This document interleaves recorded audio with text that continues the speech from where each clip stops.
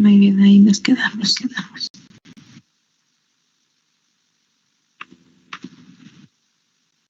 Sí se ve.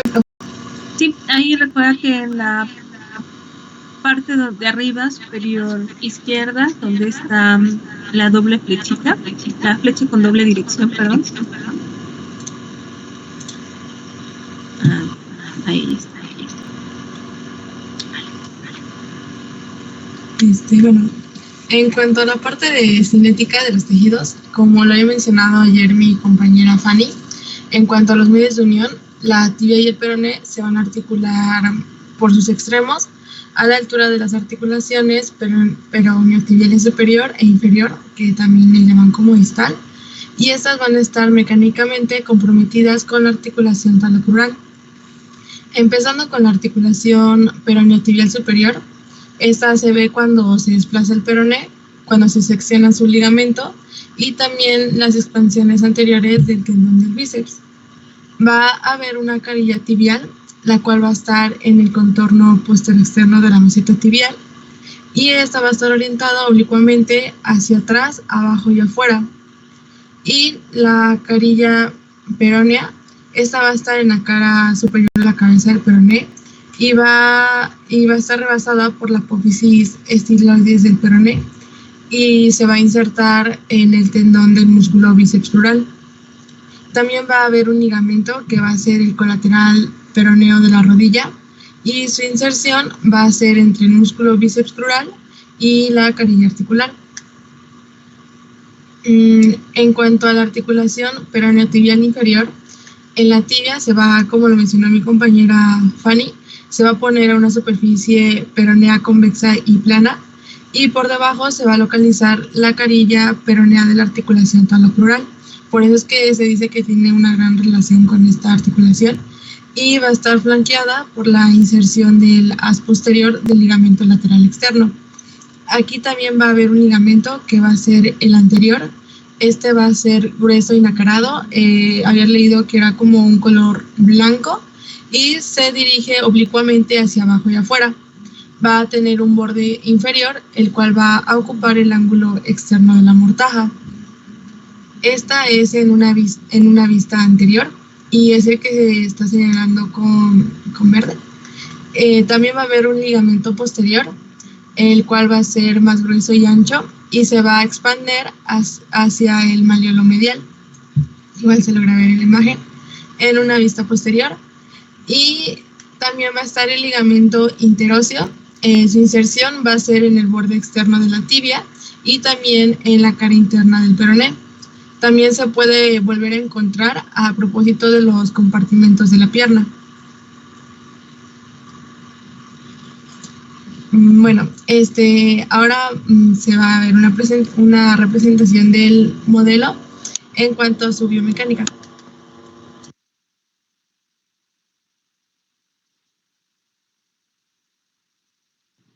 Articulaciones peroneotibiales. ¿Sí se escucha? Y sí se escucha, Ela. En estas articulaciones se ven involucrados la tibia y el peroné, ya que se articulan por sus dos extremos a la altura de las articulaciones peroneotibiales superior e inferior. La cápsula es el medio de unión de estas articulaciones, la cual está fijada al contorno de las superficies articulares. Está reforzada por dos ligamentos. El ligamento anterior, el cual es resistente, está formado por fascículos fibrosos dirigidos de arriba hacia abajo y de medial a lateral, que se insertan delante de la cara articular tibial y se dirigen a la cabeza del peroné donde se insertan. Y el ligamento posterior, el cual es más débil y se extiende desde la cara posterior de la tibia hasta la cabeza del peroné. La tensión de los ligamentos impide todo desplazamiento transversal, pero el peroné puede deslizarse en sentido vertical contra la tibia y elevarse en el curso de los movimientos de flexión dorsal del pie, lo cual le permite adaptarse al aumento de extensión del astrágalo en su parte anterior. Además de los ligamentos, la tibia y el peroné también se encuentran unidos por una membrana fibrosa, la cual está constituida por fibras tipo peroneas dirigidas hacia abajo y lateralmente, En estas articulaciones, los movimientos son sencillos, poco aparentes, de deslizamiento y difíciles de apreciar.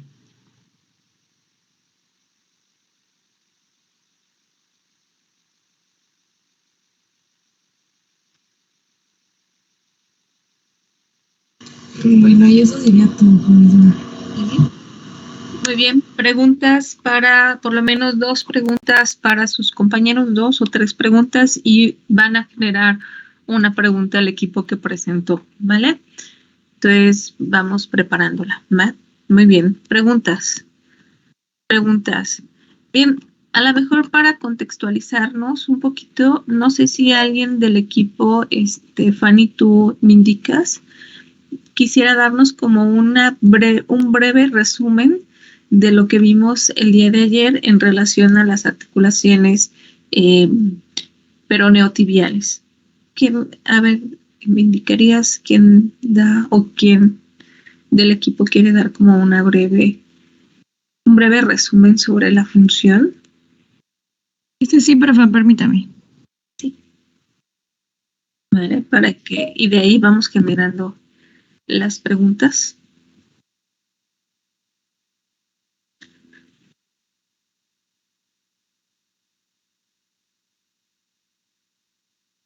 A ver, ¿quién? Rapidísimo, algo muy sencillito para recuperarnos. Acá.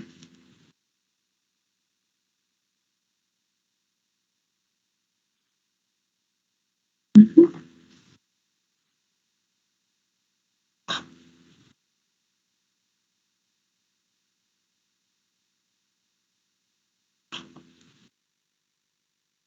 Va. Mientras vayan generando sus preguntas. Sí,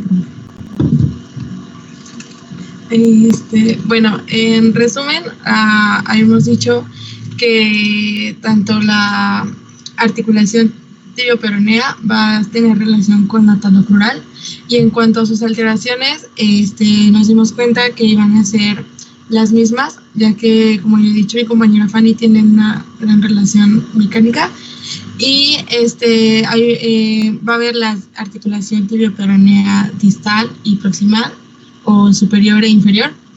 Y en cuanto a sus planos, como habíamos dicho, solamente van a tener un grado de libertad, y va a estar la flexoextensión y la abducción y aducción. Y también se habló acerca de la amplitud de sus movimientos y de su trayectoria. Y mi compañera Annie había dicho que en cuanto a la flexión va a ser un ángulo agudo, y su amplitud va a ser de 20 a 30 grados. En cuanto a la extensión, igual se dijo que iba a ser a la inversa en cuanto de la flexión de las articulaciones, ya que la amplitud iba a ser adicional y también se debía a un hundimiento en la bóveda.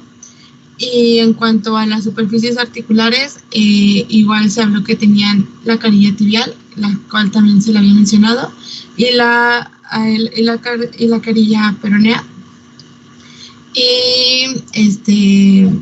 Y pues se habló de las alteraciones, que, como lo dije, tenían una relación con la talocrural, de la diástasis y de la fractura de Dupuytren y de la fractura de Maisonneuve.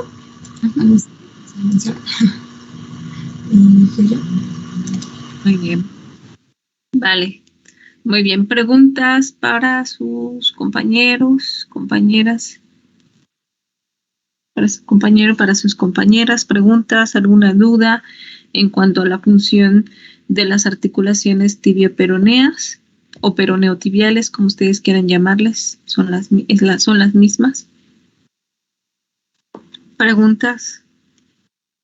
A ver quién levanta la mano. ¿Quién dice yo? Todo está súper claro. Muy bien. Bueno, nada más recuperando 2 elementos importantes para el equipo. Bien, entonces, cuando definimos el tipo de articulaciones y los grados de libertad que van a tener las articulaciones, la articulación peroneotibial superior es una articulación de tipo. A ver quién me responde.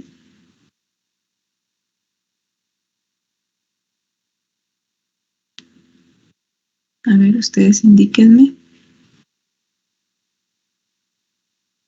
¿Dijo la distal o la proximal, por favor? La proximal primero y luego la distal, las dos. Ujú. La proximal es de tipo diartrosis. ¿Pero Y qué clasificación? Recuerden que la diartrosis es como de todo, dentro de todas, pero su clasificación es. ¿Qué tipo de dentro de la clasificación es?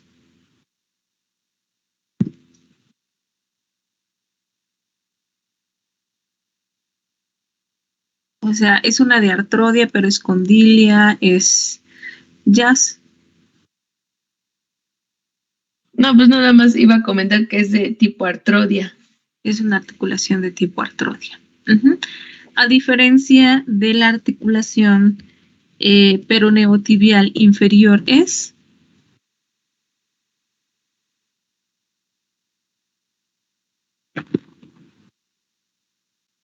es una sinartrosis. Es una sinartrosis de clasificación. Condilia, ¿no? No, las condilias son diartrodias. Recuerden que dentro de las articulaciones, las celares, las condilias, las enartrodias, sí, me está faltando las trocoides y las trocleares son, y las artrodias son de tipo diartrosis. Son 6 tipos de clasificación, pero estas entran, como bien lo mencionan, en la sinartrosis, que son las articulaciones que se consideran, entre comillas, articulaciones sin movimiento, ¿no? Porque a final de cuentas sus compañeras han definido que tienen este movimiento. ¿Qué tipo de articulaciones? Que de hecho muchos autores como el Rubier a esta articulación la llama precisamente por el tipo de articulación. Es una.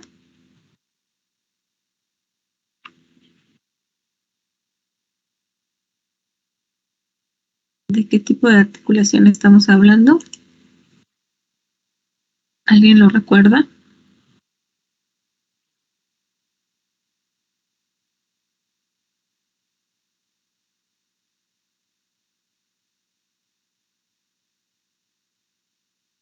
Que por ahí, para darles una pista, este tipo de articulación, por eso tiene una bolsita de grasa que sustituye precisamente a este tejido que no la, que no contiene.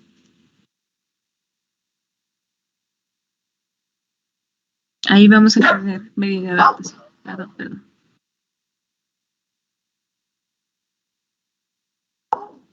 A ver, ¿quién dice yo? ¿No?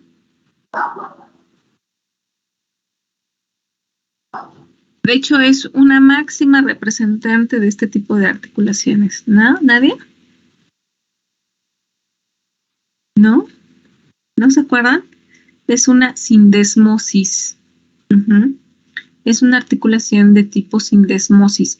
De hecho, si ustedes buscan ustedes en el Rubier, así le llama la sindesmosis tibio-peronea, él la llama así como tibio-peronea. Uh-huh. Y recuerden que la sindesmosis, pues una de sus características es que a diferencia de las diartrodias, esta articulación no va a tener un recubrimiento de cartílago. Entonces, nuestro cuerpo es lo suficientemente inteligente para evitar que exista un desgaste dentro de las dos superficies articulares. Por eso vamos a tener una bolsita de grasa y vamos a tener un ligamento interóseo, ¿sale? Recuerden que los ligamentos interóseos son estos ligamentos que unen hueso a hueso. Entonces, a esta altura, nosotros vamos a encontrar precisamente a esta articulación de tipo sindesmosis, ¿sale? Que no va a tener cartílago, que es como una de sus características, que va a tener una bolsita de grasa que va a recubrir precisamente a las superficies articulares y va a tener un ligamento interóseo. Uh-huh. ¿Vale? Entonces es una característica muy importante. Y esta característica también nos va a dar como, primero, los mecanismos de lesión, ¿sale? Que va a ser como algo de lo que ya hablaron sus compañeras con la diastasis peroneo-tibial o tibio-peronea, como lo han mencionado sus compañeras, ¿sale? Y los desgastes articulares, porque es muy frecuente que, por lo tanto, al no haber un cartílago que dé protección a la superficie articular, cuando se dan mecanismos de lesión y cambia la biomecánica de la articulación, se van a dar los desgastes de la articulación y tiende a ser extremadamente dolorosa. ¿Sí? Genera mucho dolor, ¿sale? Muy bien, entonces entonces tenemos una articulación superior que es una articulación de tipo artrodia que entra dentro de las diartrodias, ¿sí? Sin problema. ¿Tiene movimiento? Sí tiene movimiento porque sus compañeras los han definido. ¿Qué movimientos artrocinemáticos vamos a encontrar? Bueno, de ahí va la misma pregunta. Entonces, al ser una articulación de tipo artrodia, va a presentar movimientos. ¿Qué movimientos va a presentar la articulación peroneo-tibial proximal? Nada más para recuperar porque sí lo mencionaron. ¿Es de flexo-extensión? La articulación por sí sola va a generar movimiento. Es pregunta. No se ve, bueno, está vinculado con el atalocrural. Está vinculada. Los movimientos que se generan están vinculados con la talocrural. Por eso yo les decía que a final de cuentas, por eso era importante primero definir a la articulación talocrural con sus movimientos de flexo-extensión, que son los movimientos propios de nuestra articulación, aunque sabemos que van a estar influenciados por los movimientos que se dan en la articulación subastragalina y la articulación transversa del tarso, donde se van a dar los movimientos de abducción y aducción, ¿sale? Entonces, esto es un punto importante que debemos tener dentro de la biomecánica de las articulaciones.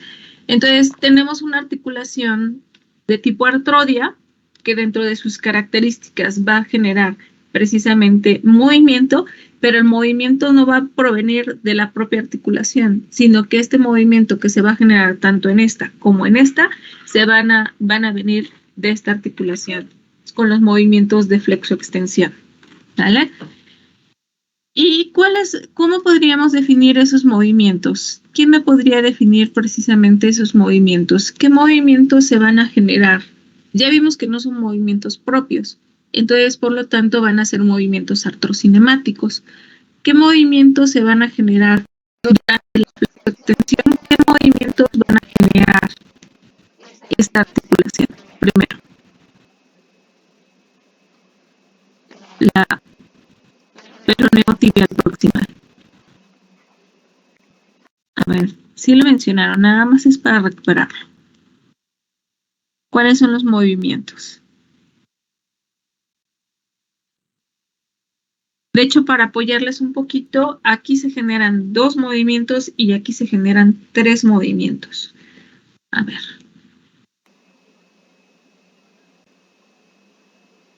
Sí lo mencionaron, ¿eh? Y por ahí anda en su blog.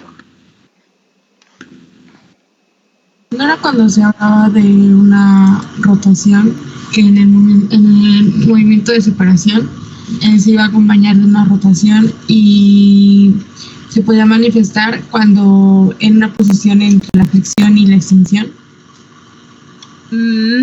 Sí, pero va acompañada de otro movimiento que es propio de las articulaciones de tipo artrodias. ¿Cuáles van a ser?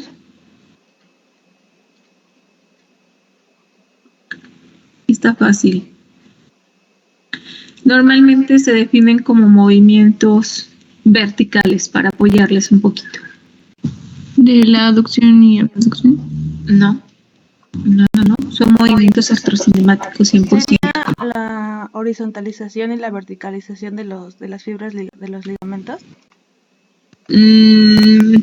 De hecho, estos movimientos van a provocar precisamente esa verticalización y esa horizontalización de los ligamentos, pero ¿cuáles son los movimientos?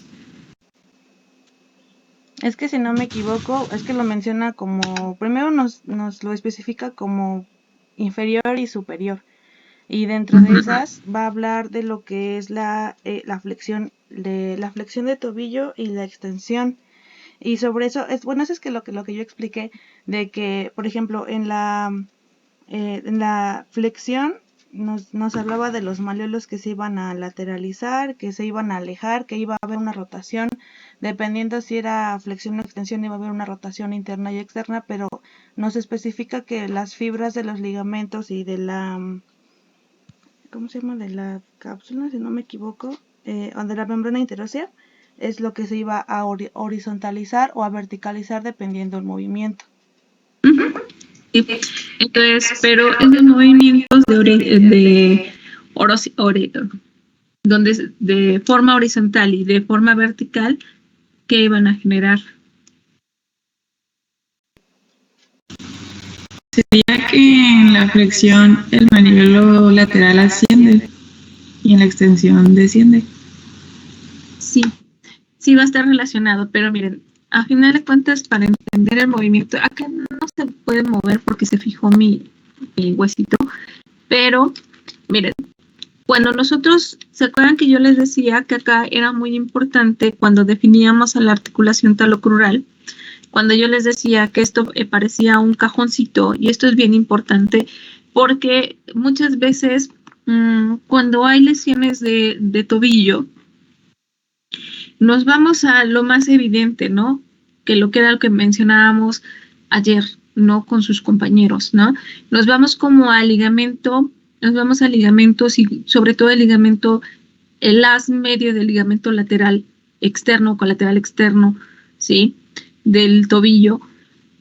Nos vamos a valorar la cápsula, pero muchas veces dejamos a un lado a las articulaciones peroneotibiales y entender que las articulaciones tibio-peroneas tibiales son indispensables para que se genere el movimiento de la articulación talocrural. Entonces, uno de los puntos claves para recuperar acá es que a final de cuentas, recuerden que la tibia y el peroné van a generar esta especie de cajoncito que es la mortaja tibio-peronea, ¿sale? Tibio-peronea, ¿sale? Y que a final de cuentas, tanto el maleolo interno como el maleolo externo, que es el maleolo tibial y el maleolo peroneo, van a dar cara precisamente, van a formar parte de la articulación porque sus caritas, esta es la carita externa y esta es la carita interna. Ustedes ubiquen, esta es la tibia y este es el peroné, lo estamos viendo desde abajo. Recuerden que esta es la parte medial y esta es la parte lateral, ¿sale? Lo estamos viendo así, ¿sale? Es esto lo que yo les estoy mencionando. Veamos que me es difícil. Entonces, acá estoy hablando de esta carita externa y esta carita externa van a dar función a la articulación. Cuando definimos al astrágalo, ustedes van a ver que el astrágalo, uno de los puntos claves, tenemos a la cabecita, tenemos al cuello, tenemos a la tróclea, pero en la tróclea, si ustedes observan, aquí en la parte externa vamos a tener un tubérculo, ¿sale? Este pequeño tubérculo va a ser un punto clave para el movimiento que se va a generar. Cuando nosotros hacemos los movimientos de flexoextensión, acá lo voy a tratar de acercar lo más posible, ustedes observen cómo impacta este tubérculo directamente sobre el peroné, ¿sale? Y este impacto que va a generar el peroné es lo que le va a dar función precisamente a nuestras dos articulaciones. Entonces, dentro de estos movimientos verticalizados y horizontalizados, nosotros vamos a encontrar dos cosas. En esto lo mencionaron sus compañeras, ¿vale? Por eso es que, bueno, lo tenemos que recuperar forzosamente porque entra dentro de la función. Pero aquí quiero ponerles dos colores diferentes para que ubiquen. Esta es mi tibia y este es mi peroné, ¿sale? Entonces recuerden que el peroné sobrepasa. Entonces cuando el peroné choca con el tubérculo, lo que genera el tubérculo es impulsar directamente, choca con el tubérculo, impulsa al peroné hacia arriba. Por lo tanto, los movimientos verticalizados van a ser aquí ya se los estoy dando, de ¿Deslizamiento? de deslizamiento, de ascenso y descenso, ¿sale? Esos son los dos primeros, este es el primer movimiento que nosotros vamos a encontrar, ¿sale?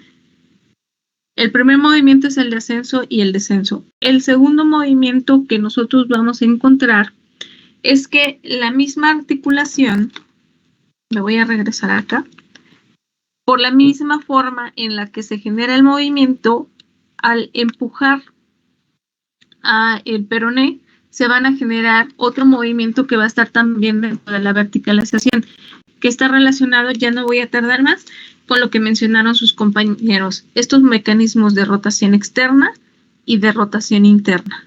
Rotación externa y rotación interna. ¿Sale?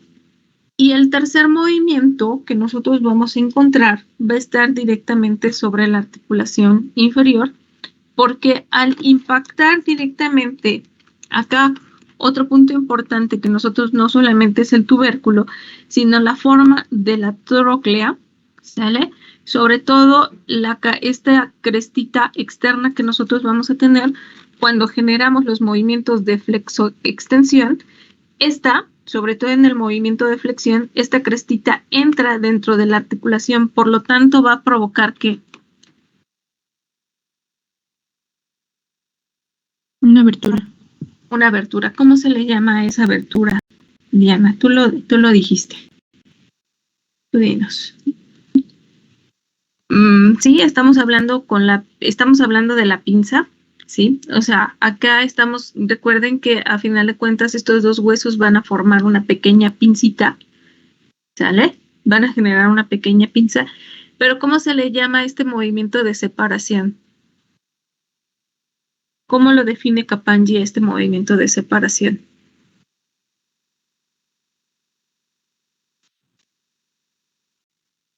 El bostezo, exactamente. Es un bostezo.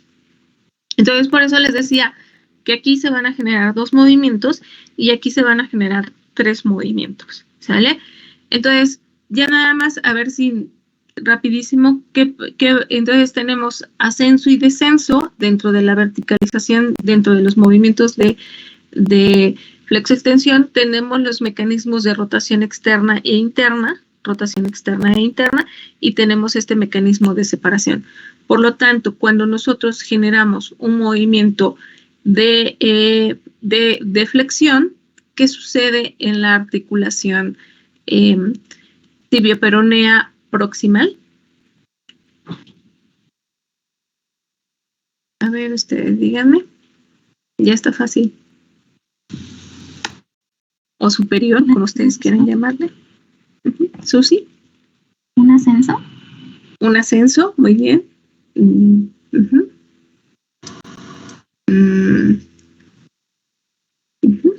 Muy bien.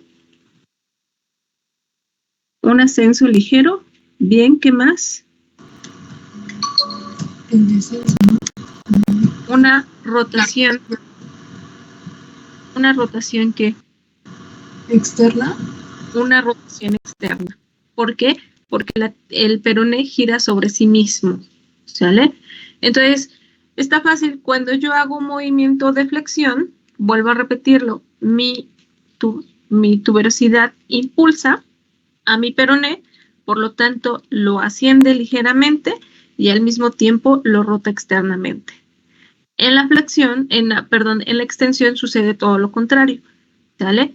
En este caso, el peroné rota medialmente porque es el retorno de la rotación externa, ¿sale? Retorna, ¿sale? A la posición neutra, y cuando se da el mecanismo de extensión, por la misma inserción de los ligamentos, va a generar una rotación interna y lo va a descender a mi peroné.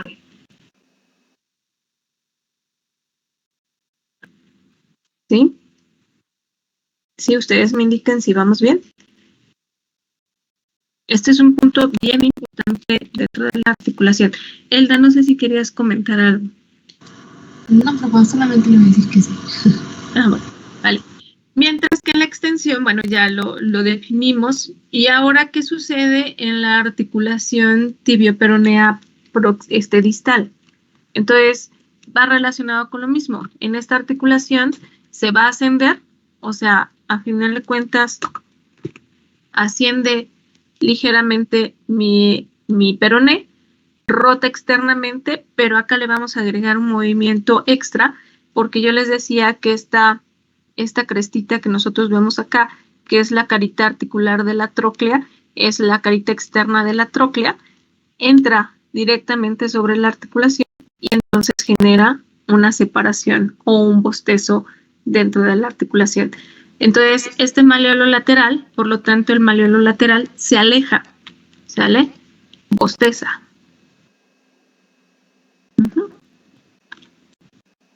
Profa, esa cresta que mencionaba es el pilón tibial. Bueno, es que hay diferentes bibliografías que lo definen, pero acá yo, para que no se confundan, recuerden que yo les decía que tenemos 3 trócleas en nuestro cuerpo. ¿Se acuerdan que yo les decía que tenemos 3 superficies trocleares en nuestro cuerpo? Bueno, tenemos más, pero las más importantes son estas, porque los dedos también tienen superficies trocleares, tanto los dedos de las manos como los dedos de los pies tienen estas superficies en forma de trocle, ¿sale? Pero las principales de las articulaciones grandes, por así mencionarla, tenemos en el codo, tenemos en la rodilla, y esta es la tercera de superficies grandes. ¿Se acuerdan que si nosotros comparamos esto con esto, ustedes van a ver que tiene superficies como muy similares? ¿Ya se dieron cuenta? Tenemos 2 carillas, una carilla externa, una carilla interna. Tenemos esta como especie de corredera que nosotros vamos a tener acá, ¿sale? Y acá vamos a ver lo mismo, ¿no? Acá no se nota mucho, pero tenemos también esta tróclea. Tenemos una carita externa, una carita interna, y vemos precisamente cómo en esta parte central que empata directamente con la superficie articular, si ustedes lo ven acá, miren, el malleolo interno, ¿sale? Se relaciona con la carilla interna de la tróclea, ¿sí? La parte central, ¿sí? Empata directamente con la glenoides que forma la tibia, ¿sale? La carita externa empata directamente con el espacio que se forma entre la tibia y el peroné. Y entonces aquí tenemos a la tróclea. ¿Ya se dieron cuenta? Entonces acá menciona que el malleolo interno se aleja del externo cuando nosotros generamos este movimiento de flexión. ¿Por qué? Porque esta crestita entra dentro de la articulación y genera este bostezo, esta separación en el movimiento de flexión. En el movimiento de extensión sucede lo contrario, ¿no? Los ligamentos traccionan al peroné hacia abajo, hacen que rote internamente y por lo tanto se cierra la articulación. ¿Sí? Entonces, estos movimientos, y ustedes miren, en casita están ustedes sentados. Están sentados acá. A ver, ¿cómo le hacemos aquí? Bueno, ustedes están en esta posición. Déjenme ver si puedo. Bajar un poquito aquí. Eso ve mi pierna. A esta altura, ¿sí? Ustedes van a ubicar una prominencia. Aquí está mi patela, ¿sale? Y ustedes van a ubicar una prominencia. Ustedes siéntanla. Acá. ¿Vale? Esta es mi patela. ¿Sí? Acá, justamente por debajo, externo, justamente acá está mi ligamento rotuliano. A un ladito, ustedes van a ubicar una prominencia. Pálpenla. Hagan una pincita y siéntanla. Ahora, van a hacer el movimiento de flexión con el tobillo y van a hacer el movimiento de extensión. Y sientan. ¿Qué sucede con la cabecita del peroné? ¿Sí alcanzan a palparlo? Miren, acá está. Obviamente sí se palpa, ¿no? Sí pueden palpar precisamente el movimiento que nosotros vamos a tener.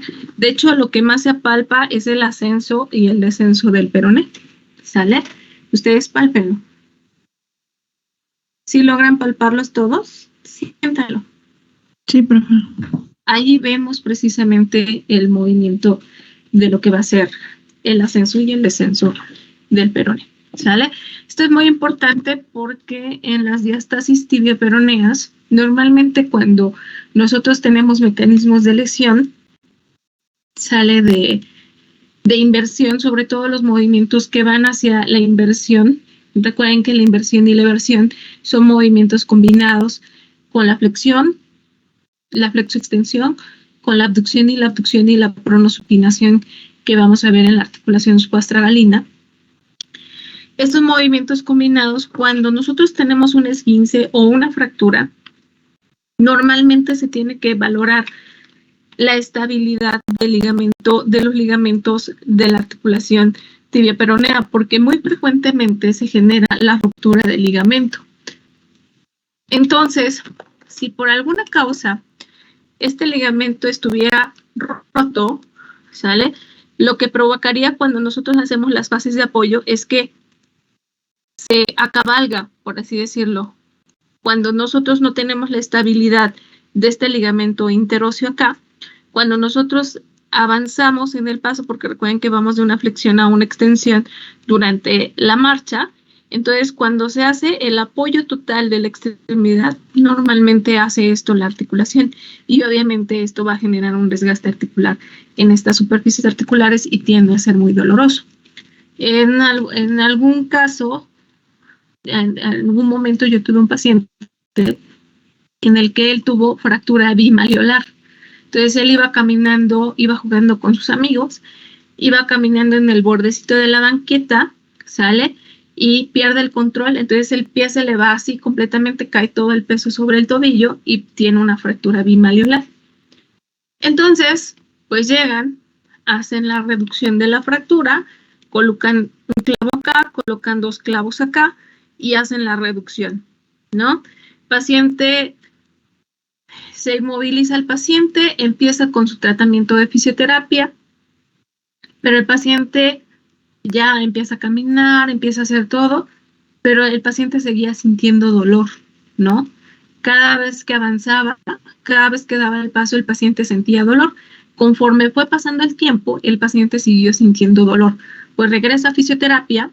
La primera fisioterapia no la tomó con nosotros, regresa con otra fisioterapia con nosotros y entonces empezamos a dar tratamiento, medimos la estabilidad de los ligamentos cajón anterior, cajón posterior, bien, se valoró que ya los clavos estaban cumpliendo su función, ya había la formación de callo blando, ya estaba sustituyéndose por el callo duro, porque ya tenía 6 meses el paciente de la fractura, entonces a esas alturas se supone que el paciente, pero se le dan 3 sesiones, dentro de los objetivos era disminuir el dolor, la inflamación y todo esto. Se valora que a la tercera sesión el dolor no disminuía y a la vez seguía aumentando, ¿no?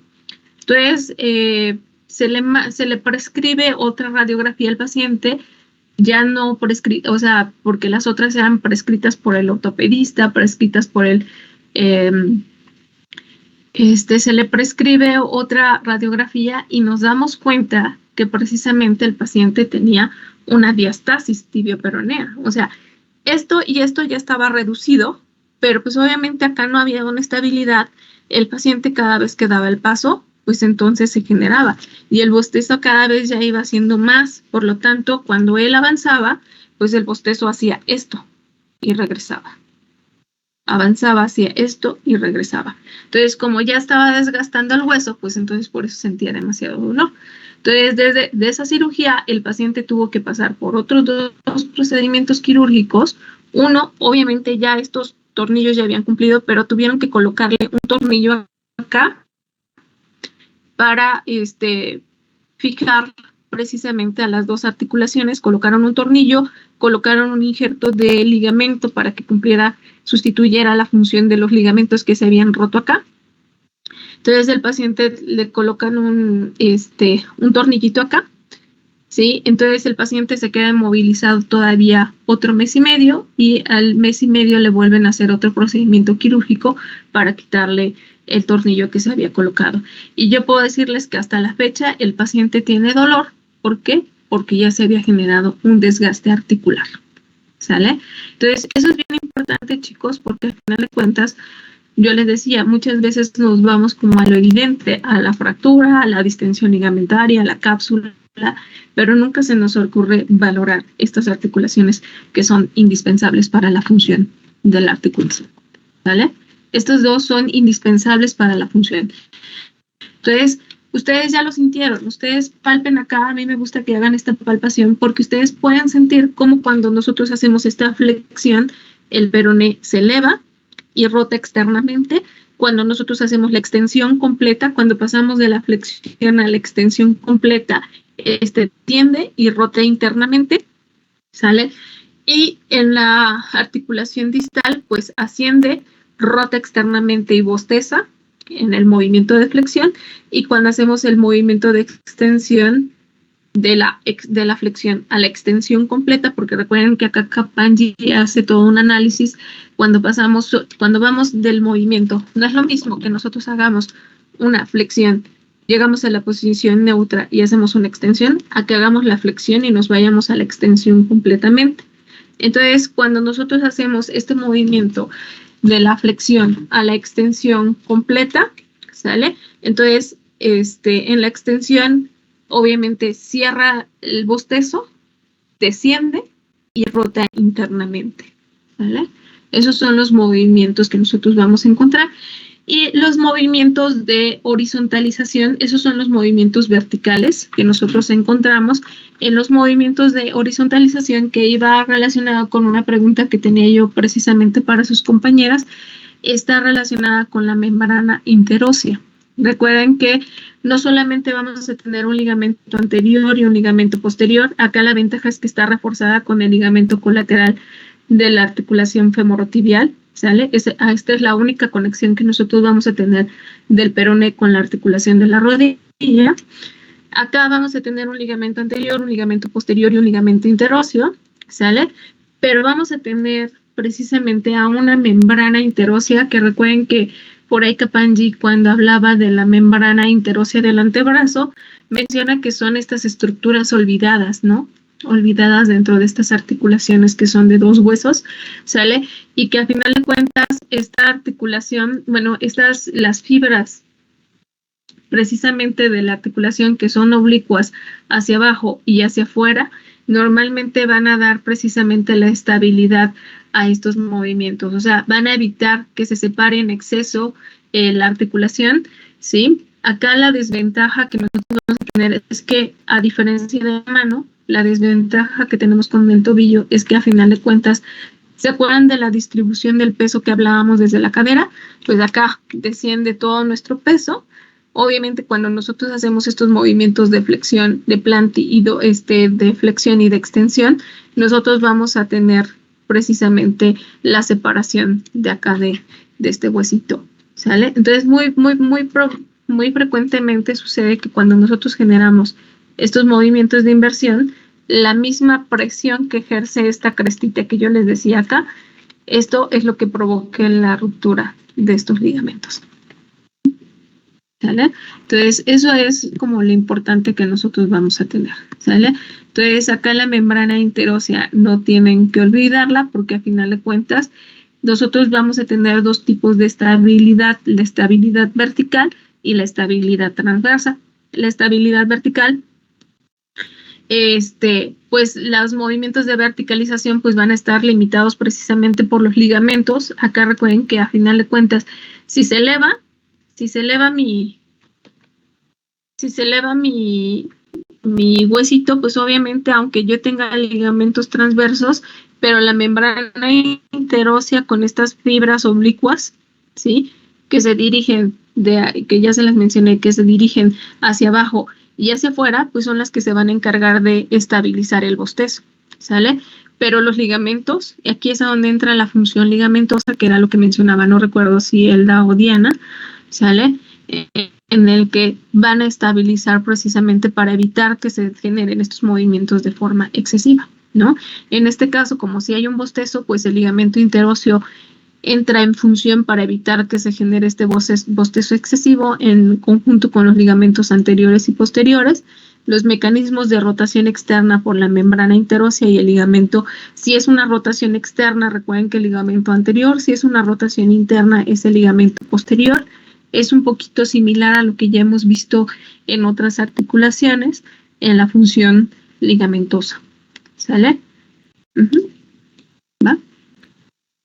No sé si tengan alguna duda, pregunta o comentario. Creo que no. ¿no?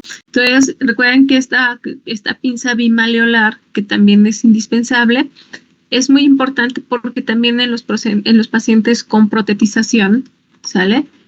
Por eso es que se sugiere que antes de hacer un desarticulado de Sain, antes de hacer una amputación tipo Chopard, ¿sale? Se vaya mejor a la amputación transtibial distal, ¿sale? Que nos vayamos una amputación a este nivel, porque a final de cuentas es muy difícil sustituir la mecánica que genera el pie, si se dan cuenta. Sobre todo si nosotros tenemos una amputación a este nivel o a este nivel, ¿cómo colocas un pie protésico que cumpla con esta función? Pues es casi imposible, ¿no? ¿Sale? Entonces, por lo tanto, antes de hacer un desarticulado de Sain, se van a una tibial y ya acá se sustituye perfectamente la articulación talocrural y se sustituye al pie, porque en las prótesis, ustedes ya lo van a ver en órtesis y prótesis, nosotros vamos a hablar de pies protésicos, ¿sale? El pie se sustituye completamente y va a depender obviamente del costo, de las características del paciente, para que se sustituya este pie protésico. Normalmente se sustituye la articulación talocrural. Muy pocas veces se llega a sustituir las otras articulaciones. Por eso es que no sé si ustedes han visto, eso lo vamos a ver con bóveda plantar, en las prótesis de los deportistas de alto rendimiento, ¿sí? Ustedes han visto que no tienen prótesis con un pie protésico. Ustedes han visto que son como una especie de ganchito que da como la función al pie, y es precisamente la función de la bóveda plantar. Esa es la función que nos va a dar precisamente. Eso es lo que llega a sustituir la función del pie, porque es muy difícil de sustituir, sobre todo esta articulación, ¿vale? Bueno, entonces era importante que yo recuperara como estos conceptos que yo tenía aquí anotados. Bueno, vuelvo a repetirles, si hay medios de adaptación, recuerden que los medios de adaptación es esta bolsita de grasa. Recuerden que las bolsitas de grasa, una de sus características importantes no es servir solamente como un colchoncito, sino que sirven también porque el tejido graso normalmente siempre va a tener mucha irrigación. Es una característica importante. Por eso es que las pacientes que se les hace una liposucción normalmente terminan con una transfusión, porque al quitar tanto tejido graso va a depender de la cantidad de tejido graso que retienen, va a ser la pérdida de sangre. A veces no es proporcional, por ejemplo, a veces por 500 mililitros de grasa que se quite, normalmente se va a 1 litro de sangre. Entonces ahí ya se tiene que hacer una transfusión, ¿vale? Entonces se pierde mucha sangre porque el tejido graso es rico ya lo veíamos en la articulación de la cadera, en la rodilla también encontrábamos bolsitas de grasa, volvemos a encontrar bolsitas de grasa en estas articulaciones, ¿vale? Normalmente van a cumplir esta función, ¿sale? Entonces, esa es como una de las características que nosotros tenemos, el ligamento colateral peroneo, la membrana interósea y obviamente los tipos de articulación y los movimientos que se van a generar. Eso es como la clave para entender precisamente esta articulación, ¿vale? Muy bien. Bien, ¿alguna duda, pregunta, comentario? ¿No? Bueno, pues entonces nos vamos a quedar acá. Yo creo que ahorita ya en un ratito les activo su actividad. Recuerden que de forma individual tienen una actividad de Draw My Life, ¿sale? Entonces, nada más les voy a pedir, por favor, que los mini blogs que ya se han presentado tienden a tener muchas como faltitas de ortografía. Hay unas que son como muy evidentes, ¿no? Que el acento, ¿no? Se comieron una letra, pero a veces me cambian los nombres de las estructuras. En las estructuras sí les voy a pedir que las revisen los nombres muy bien, porque obviamente sus compañeros van a visualizar y van a construir su presentación de ahí, y entonces pueden confundir los nombres, ¿sale? Entonces nada más les pido por favor que revisen eso, ¿vale? Sí, profe. ¿Va? Ábranlo, yo les recomiendo en el Etsy, porque de hecho todas las aplicaciones de Microsoft funcionan mucho mejor en Edge, es este buscador, el Edge. Todas funcionan. Ahí hay una, bueno, les comparto rapidísimo pantalla para que les enseñe. Ahí tienen una función, ¿vale? Les comparto. Acá, miren, tienen esta función que es parte del a ver si jala, porque es esta. Ay. Perdón, no me está, pero bueno, ojalá y alcancen a ver acá el lapicito. ¿Sí alcanzan a ver el lapicito? No lo alcanzan a ver. Es esta, editor, corrector ortográfico y gramatical. Actívenla. Actívenla, es una extensión. Tómenle impresión de pantalla, es esta. Hay un montón.